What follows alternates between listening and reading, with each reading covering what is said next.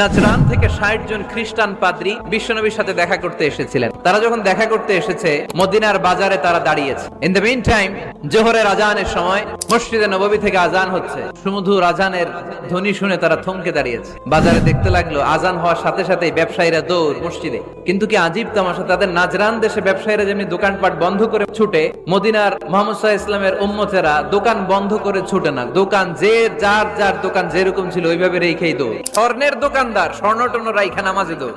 এই দৃশ্য দেখে খ্রিস্টানরা অবাক, কয় থাক, আর দেখা করার দরকার নাই। কিভাবে মুহাম্মদ সাল্লাল্লাহু আলাইহি ওয়াসাল্লাম গোটা বিশ্ব কবজায় এনেছে এই দৃশ্যই দেখে আমরা বুঝতে পেরেছি।